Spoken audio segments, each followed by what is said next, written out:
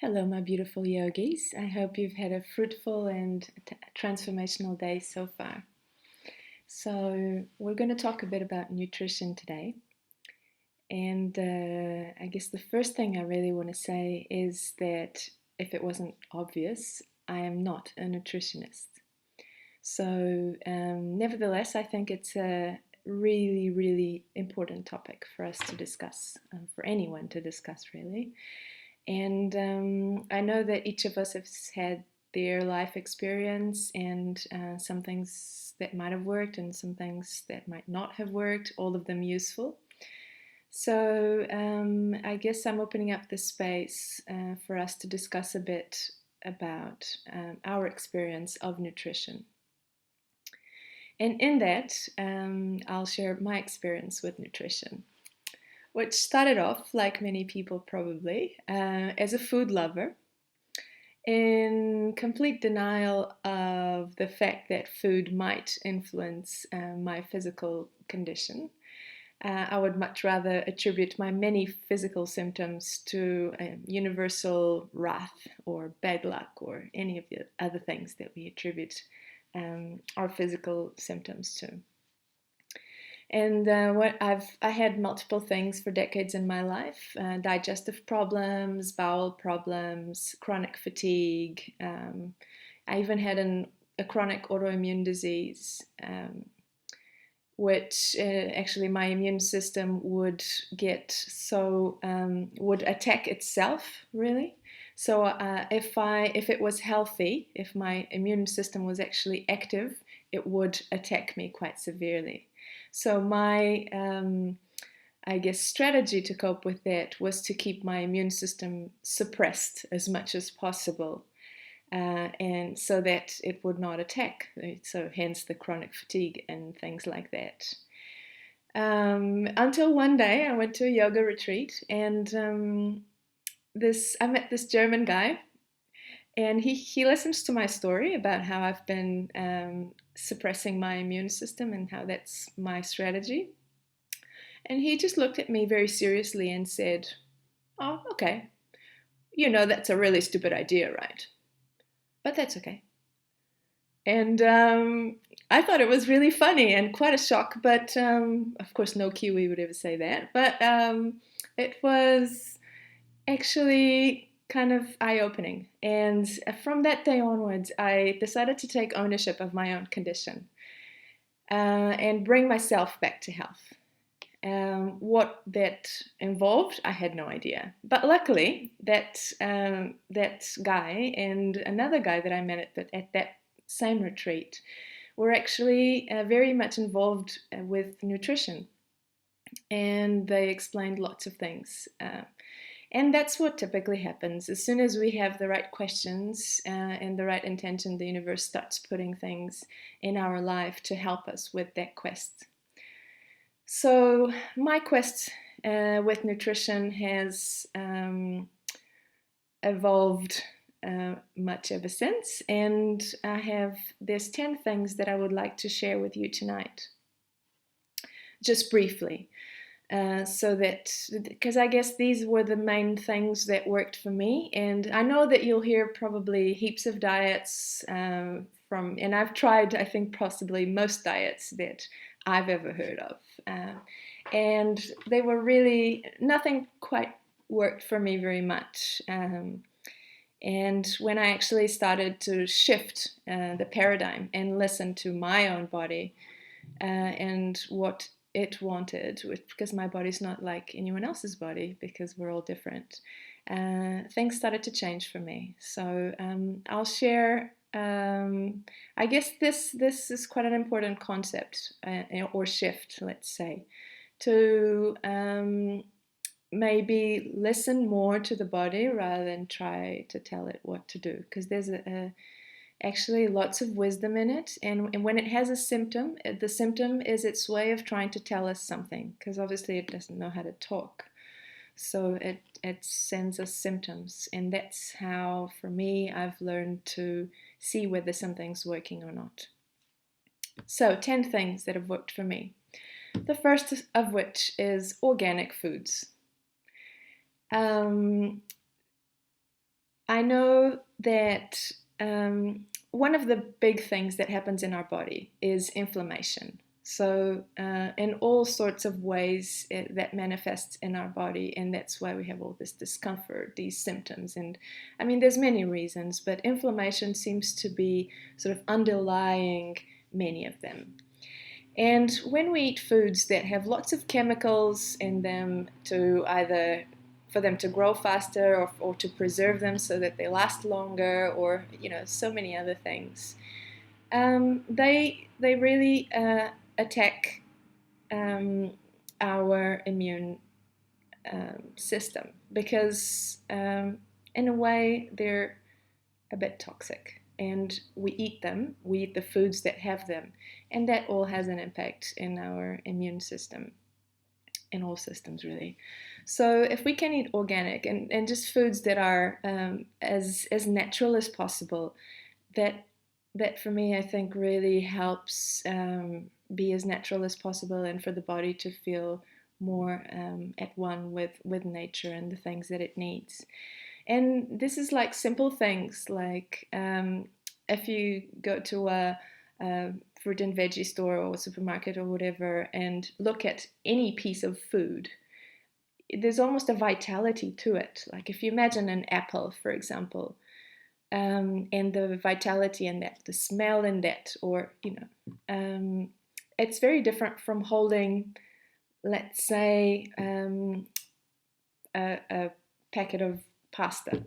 Like if you look at it, it's not really alive. It doesn't, strike me as something with lots of vitality in it. So that's one way of sort of seeing whether that's going to bring vitality to the body or not, if that's a goal. So, I mean, I won't go deep into strategies and things, but just some of the basics. So, eating organic as much as possible is the first, I guess, point. The second point is about probiotics and prebiotics. And this comes from, to explain this, I've got to explain something which is a bit about science. So 80%, around 80% of our immune system is related to bacteria that lives in the gut. So I can't remember how many bacteria, I used to know this, how many bacteria exist in the gut, but it's something like there's twice as many bacteria in the gut as cells in our body. So it's a massive amount of bacteria that lives in our gut. It's really a massive, massive culture. And 80% of our immune system is related to the good bacteria in the gut. So if you imagine that when we eat things, like I was saying, like chemicals and things like that, but not just chemicals, say antibiotics, for example. If we take antibiotics, some people call them the A-bomb. Because the goal of an antibiotic is to destroy bacteria. That's why we get healed from viruses, for example. However, it destroys good bacteria as well as bad bacteria. So really, it has a massive detrimental impact on the immune system. So, and this is not just directly us taking a pill, an antibiotic pill. So let's say, for example, they give lots of antibiotics regularly to cows or cattle. So when we drink milk or milk products, or when we eat meat, we are also eating those antibiotics, and it has the same effect. We eat them; they kill the bacteria that's in our gut, and therefore they destroy the immune system. Probiotics help build or rebuild that culture. I used to take these probiotics called Vita Biosa, if I'm not mistaken, and they had like 100 million probiotics or something like that. It was just a massive amount of probiotics. These days I just take kombucha, mostly because it's free, and it's a natural probiotic. Or you could think about kefir or things like that you can have in your own home, and it's basically, I keep making it. It just became a bit too expensive to keep buying. But I really enjoyed the Vita Biosa when I had that one, because it's a powerful one. And it had a number of antibiotics, of probiotic streams, like 13 or something, and some of them just have 2. So anyway, without going into too much detail, taking probiotics helps us restart some of those cultures of good bacteria in our gut. And that's really important for us to bring our immune systems back to health. So the third point is omega-3 fatty acids. This omega-3 reduces the inflammation in the body, reduces the effects of aging, prevents cardiovascular disease, cancer, diabetes, arthritis, skin conditions, etc. So it's very, very powerful physically, but also mentally in terms of depression, anxiety, and other things. So very powerful. Omega-3 is something that's really, really necessary. Another thing is minerals. So I won't go into too much detail about minerals, but some of them seem to be more important than others, as I've been told. So some important ones are magnesium, or magnesium chloride, calcium, iodine, zinc, and selenium. And I take these things or sometimes I'll just eat vegetables that are rich in these things.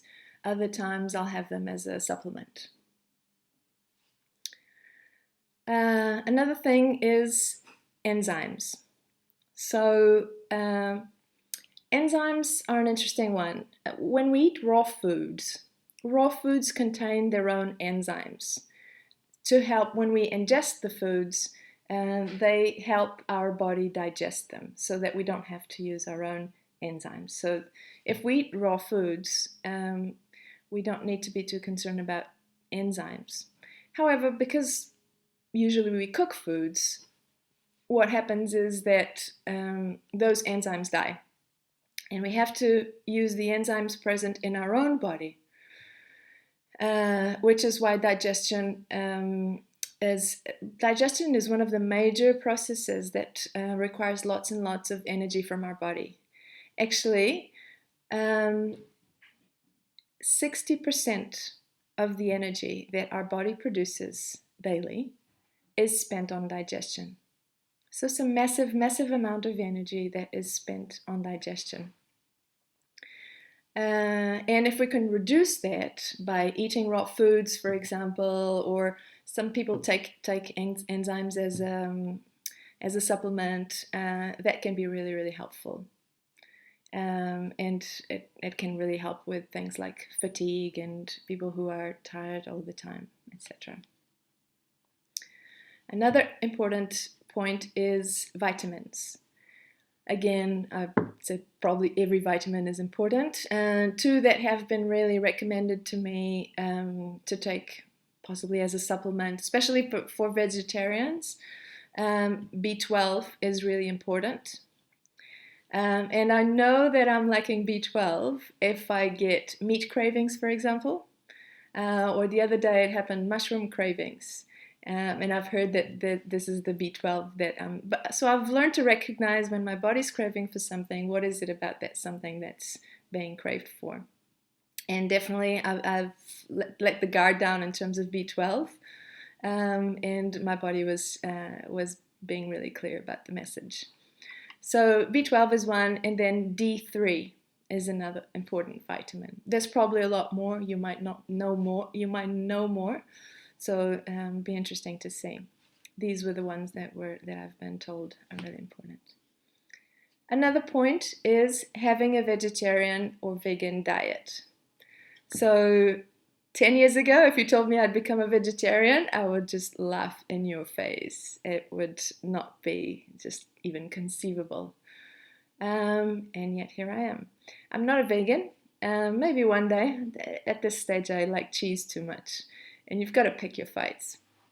So One day I'll be prepared to have that fight, maybe not. But another thing that's really important for me is to really respect, challenge myself, but also respect how I am, respect and accept how I am in this given moment.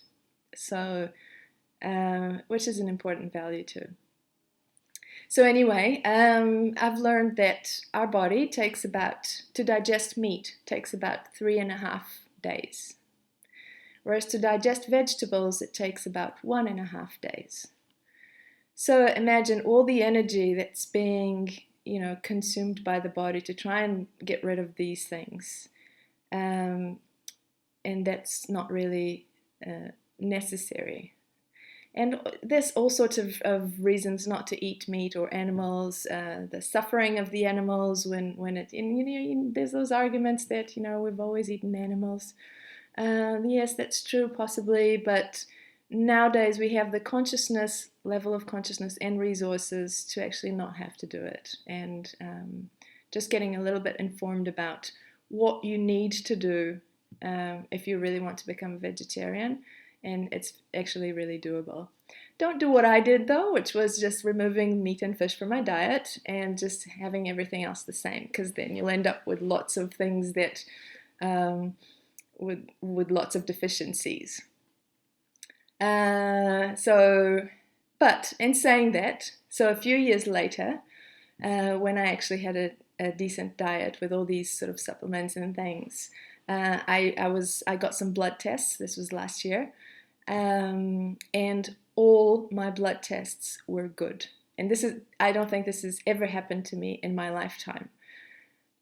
Something was always off or not really well, and so it just, I think, attests to the fact that I am now listening and paying much more attention to what my body's trying to say, and all these things that I was fortunate enough to learn. Whatever reasons people are vegetarian for, even if it's just the health reason, even if it's just the energy that you get from animals that suffer, and you get that energy of their death or whatever into your body, and the impact that has on an energy level, for example, or just the physical element of how much energy is spent on digestion. Even if you think about leaving a steak in the morning on your balcony, and then like showing up at the end of the day, and imagine how that smells compared to, for example, leaving an apple in the balcony in the morning and seeing how that smells. So it just putrefacts a lot more. So the energy is lost a lot more. And so I guess the other really important element of being a vegetarian or doing any of these things or all of these things or none of them is the importance for me of not judging, neither yourself or other people. So I don't particularly like labels. Labels really give us, or can be a bit restrictive. Like if you're a vegetarian and your B12 is down, you really feel this massive desire for meat and you eat meat. So what?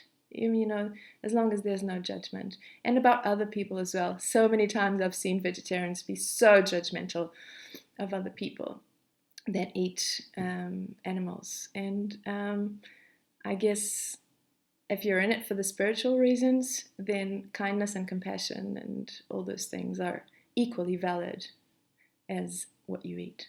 So that's an important element.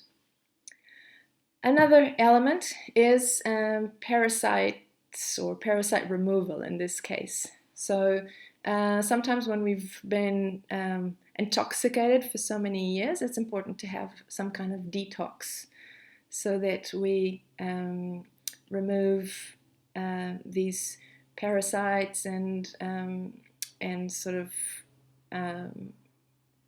really cleanse our body. Which brings me to the next point, which is fasting. So fasting is also an option, is something that really helps detox the body in a very, very powerful way. And I prefer, personally, I prefer water fasts, but you can also do you can do, for example, if you start, you can do one water fast or 1 day water fast, or you can then build up to 3-day water fast. You can do it quite easily at some stage, or you can do vegetable fasts, for example, for a whole week or so. So the relevance of the fast is that when our body doesn't actually have anything to digest, it starts to digest those little food particles that have been in our gut for the longest time, and just never really have a chance to be fully expelled from our body. So the body really gets a chance to cleanse every single impurity and really purge it, and let it out. So lots of people ask me about what to eat, nutrition, and what's the best diet. I'm not a supporter of any diet personally. I would say normally do a detox of either a fast, or sometimes there's products like Hiker Herbal's intestinal cleanse that really helps detox the body, or possibly the parasite removal. So detox for a period of time that you find suitable, and then from then on, like organic food, start introducing whatever. Go to a supermarket and look at the vegetable stand and see what calls you, instead of picking up what you always pick up because you're so used to doing the same dishes, buying the same food. Our body can be quite different from day to day, from hour to hour, from season to season. So it won't be the same today and tomorrow. And therefore, if we can have that strategy of trying to listen to what it needs today, it can actually be quite surprising. And I guess the last point is about poisons, getting rid of poisons. So one poison is sugar. I know you don't want to hear it. And I do eat a bit of sugar sometimes. So it's not about being radical. It's about having the knowledge and making the decisions that suit you when you need to. So sugar, what it does is it increases inflammation in the body. So if you're in this kind of quest to reduce inflammation at all costs, sugar is possibly one thing you might not want to do. Other things are, for example, coffee. Coffee is a stimulant, so it acts on your sympathetic nervous system, which is the part of your nervous system that relates to contraction and to anxiety and all those things. So if I guess we have enough anxiety and stimulation in our life, in our daily life. So we probably, most of us, are trying to do the opposite, to stimulate the parasympathetic nervous system, which is the relaxation part. So if we have all this intention about, I'm going to be super zen and stimulate the parasympathetic system and do yoga nidra, but just after my morning coffee. So it probably doesn't play that well. Another poison is alcohol, drugs, anything that really brings those really heavy resonances for the body. Which, if we're trying to release heavy resonances and connect with higher frequencies, but then we're introducing in our body things that pull our resonance down, so that might also not have the effect that we want. And for me, for example, alcohol, my body just stopped wanting it altogether. When I started thinking about nutrition and improving my health and things, there was no will to have alcohol in my body anymore. So some things might come easier than others. So I guess those were some of the things that worked for me. I spoke about organic foods, about probiotics and prebiotics, about omega-3, minerals, enzymes, vitamins, about being a vegetarian, about parasites and detox, and about fasting, and about removing poisons. So it'll be interesting to see what you have to say, and any discussion about this. And so much love to you all, and have a wonderful rest of your day. Namaste.